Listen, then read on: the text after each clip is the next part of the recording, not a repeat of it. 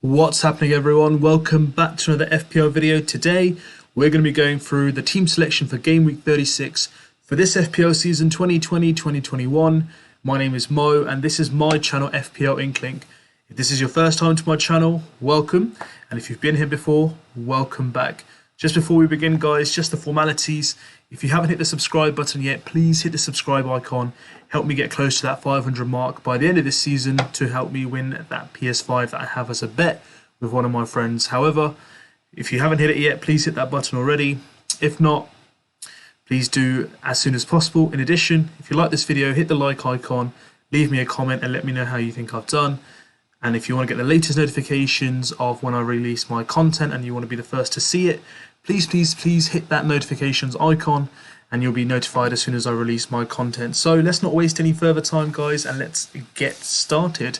How is everyone? Can you guys believe still game week 35 goes on?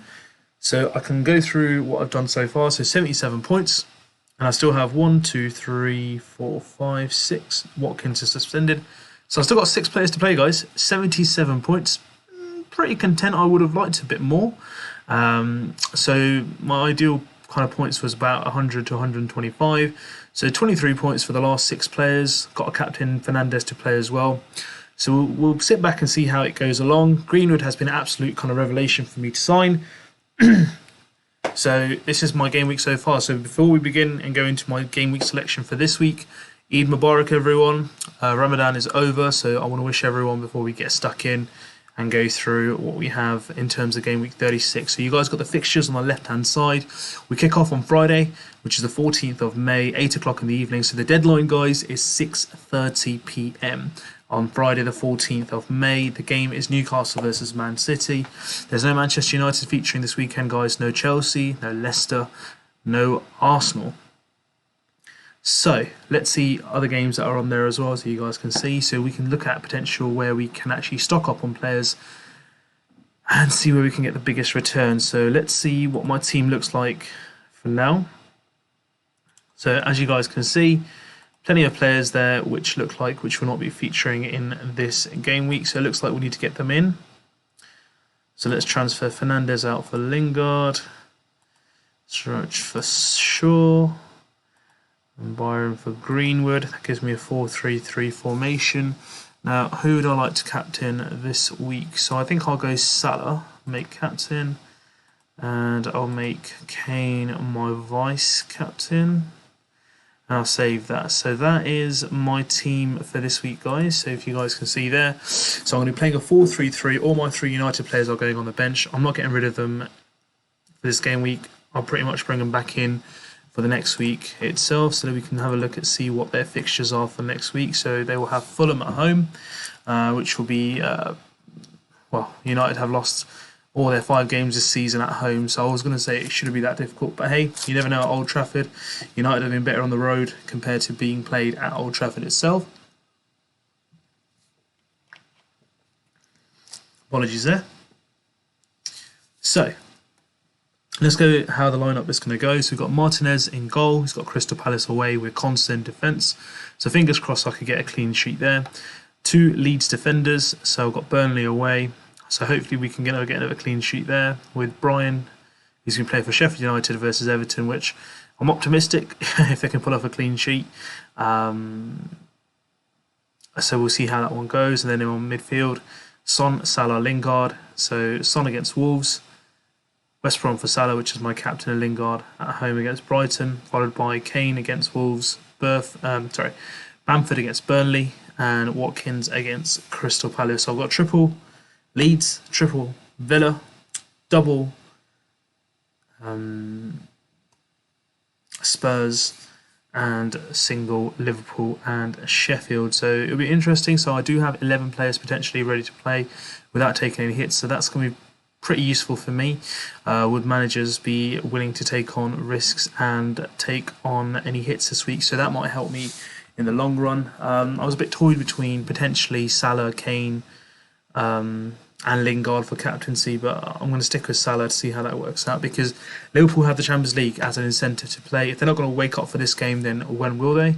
And Salah's probably going to be one of the hot favourites for captaincy anyway. So let's see his ownership. It's gone up to 36.7. Starting to show a bit of form as well now, so I'm pretty optimistic to see if he can get me a return for this game week. So I'm going to go through some questions, guys, that you guys have sent me through around team selection. So this is my selection, guys. This is what it looks like for me right now. God forbid if there's any kind of like injuries or any other kind of news that come through, I might make a change. However, this is what it looks like for now. And I'm going to stick with it in terms of this game week. So my first question was, who is the best differential for me in this game week itself? So in differential wise, guys, it depends on who you think is going to be differential. So it's not really differential in the sense of like I think no one owns him. I think if you look at it for the ownership, he's owned by around 5% of managers, but it's Raheem Sterling. Now I'm thinking he's quite likely to begin and play this game week. So for me, I'm thinking, why not? Let's bring him in. The ownership, he started to show a bit of form, scored last week against Chelsea. So that's kind of like my differential of the week itself, due to basically the ownership, and I think I've just seen a lot in terms of which I can see which will be beneficial in terms of owners if they want to bring in and have a differential and potentially get a return against Newcastle as well. I mean, they got a phenomenal result against Leicester. But, Man City are a whole different prospect, just been crowned champions. So watch out, Newcastle. And you've got players like Sterling who want to kind of make a push for the final for the Champions League as well. So that will be my differential of the week itself. I've been asked who is the best Iheanacho replacement. So I've been given options of Bamford, Antonio and DCL. So I've chosen Bamford, guys. Now the reason I chose Bamford was pretty simple. He's on penalties. I think he's got a favourable fixture against Burnley away. Now, not to take away DCL playing Sheffield is a great fixture, and West Ham away to Brighton is a good fixture as well. But it's just the fact that he's on penalties. If they do get a penalty, Bamford will take it on. And that's just for me. I think he'll be a better replacement. And if you look at his fixtures coming along as well, so let's go through the fixtures for Bamford. He's got Southampton and West Brom, so all pretty manageable fixtures. Ownership is 38.9% as well, so that's why I'm picking him for this game week for myself rather than the alternative options, which is Antonio and DCL for this game week. I've been asked a question, who is the best replacement for Maguire? I mean, I'd say Dallas, basically just on the fixture, guys. And the fact that he has a return of an attacking sense. But I think next season he will be one of those John Lundstrom. Finally, third time lucky. It's going to be one of them equivalent where he was a defender first season, played really well, good goal returns, plays further up the field, and he's going to be a midfielder next season for me. So that's who I'd pick, would be Dallas. Alternatives, probably Connor Cody. I would have said Ben Dunk, but he's been suspended for this game week. So I would look at potentially Dallas. That would be my hot favourite for Maguire. If not, you got Van Bissaka or Luke Shaw if you don't have them in your squad from United as a United cover if you want to go United itself. Is it time to get rid of Kevin De Bruyne? He's coming up as injured and he may be a risk of rotation or benching for the Champions League final. So yeah, Pep has no reason to play Kevin De Bruyne for any more games in this Premier League. You can literally just keep him fresh for the final. So personally, I think if it's a choice between Bruno, Salah, and KDB, Mane, I'd probably put Kevin De Bruyne right at the bottom, based at this stage of the season and the fact that City have pretty much solidified and won the league itself. So that for me is going to be kind of like the bottom of the pecking order. Definitely look at Salah, Sterling as an alternative, Bruno, Salah if you don't have these guys in, or even Aubameyang. To see if you can get some more points. I just don't think Kevin De Bruyne is going to be a risk now, considering they've got such a big game, or probably the biggest game in the history of Manchester City itself. So that would be my advice for that. Is it time to move away from Leicester, triple Leicester to Spurs or potentially Liverpool? So Leicester's last two games don't look very favourable, to be fair. They got Chelsea to play in there as well. So I would potentially... Chelsea and Spurs. So I would say potentially, looking at alternative, you've got potentially Salah, Trent, and Mane, which are Liverpool. You've got assets of, triple leads such as Bamford, Rafinha, Harrison, who've got favourable fixtures in comparative nature to Leicester themselves. So, I mean, personally for me, I think the fact they're going to put all the eggs in their basket for FA Cup final this weekend, and then potentially they are pretty, I wouldn't say almost certain, but they need to win at least one of their last 2 games to kind of solidify. And Spurs, for me, look like that would be the game that they're going to really go for it. So let's wait and see, guys. So at the moment, I pretty much won't go back to any Leicester players now. I'm pretty much going to stick to Leeds. Potentially, I might look at some Liverpool assets based on how this weekend goes. So that's my squad for me at the moment, guys. Has Lingard lost his form, and is it time to replace him? I mean, he's had a few quiet weeks, so let's have a look at what he has. He's owned by 29.5% of managers, 94 points already. Yes, he's blanked in the last 3 game weeks, but he's got 9 goals and 4 assists, guys. Looks in great form. Any of the fixtures that you look at him, you know, Brighton, Hove Albion, West Brom, and Southampton. So I don't think it's the right time to get rid of him. Stick with him. Give him some. I'd say at least give him 2 more games. See how he performs out. And if you want to take the risk of transferring right in the last game week of the season, then that's fully understandable. For me at the moment, I'm going to keep Lingard pretty much to the end of the season. See how he comes off it from there. But honestly, a great piece of business from West Ham and David Moyes. He's been absolutely phenomenal signing, and you know he's almost got them to potentially the Champions League. So still 3 games to go. Let's see if it can make it into the top 4 itself. I'd like to make a double sub for this week. Rashford and Bruno out as they're not playing for Salah and Zaha. Please advise. So for me, obviously, if they're not playing for you, you haven't got any options on the bench like I have to bring in, then yes, it seems a sensible option. You've got Zaha against Aston Villa, who haven't kept a clean sheet in the last 8 games in the Premier League. And then you've also got Salah, who is playing West Brom away, and you know it looks like a favourable fixture in terms of captaincy return as well. So for me, it seems like a good decision to go for them to, especially as Zaha looked a lot more threatening in the last game week compared to the first part of the game week where he played. Won the penalty for Crystal Palace, which wasn't converted by Milivojevic, but he looks a bit more on it in the last game week against Southampton. So let's see. But yeah, if I had the choice of making those 2 transfers for those 2 players, that would be the right transfers to make for this game week. Who would I say is the best captain? As already mentioned in my captaincy video, if you haven't watched it yet, please click on it and watch to see my best options. Even in the top 5 picks video, if you haven't watched that yet, I've even included it in there. For me, it's Salah this week, so I'm going to choose Salah based on the fixtures and what I've seen so far in terms of his form over the last couple of game weeks. I really have high hopes for him, and he's on set pieces as well. So if he gets a penalty, Liverpool, you know, it's pretty much nailed on to get you some return if he scores. So that's why for me, I have chosen Salah, followed by Kane as my vice captain for this game week.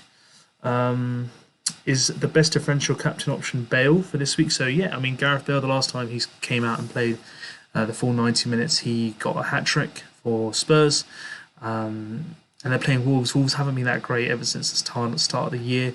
They are very lucky that they did it so well at the start of the season, because otherwise I reckon, based on their last 12 games, I reckon they were in the mix for relegation personally. I mean, Jimenez coming back next season, how well will he play? How kind of crucial or vital he'll be for Wolves' general performance and season itself, it's worth to be seen. But yeah, I mean, I personally would... If you want Bale, I mean, he's definitely going to test their defence. Has the Champions League evaded Spurs? I think it has. I think it's just a step too far for even them to win every game and then hope that the other games go in their favour. So it's Wolves at home. Got to wait and see and how it goes. But for me, if you want to go Bale differential, it can make full sense to me. But if you want to go for that differential aspect, why not go Raheem Sterling? I think there's a chance that if he plays, there'll be more likelihood in terms of Newcastle as well for him to potentially get a return and take advantage of the defence of Newcastle itself. So that's my opinion. If you want to go Bale and be differential, by all means go ahead. It worked 2 weeks ago, and I don't see a reason why it can't work again. Is it time to get rid of all United players and not bring them back for the rest of the season? Well, I've just gone through a few of them, so let's go back onto Bruno Fernandes. So Fulham and Wolves away. I think they're both winnable fixtures. I mean, it's your choice if you don't want to go back to them.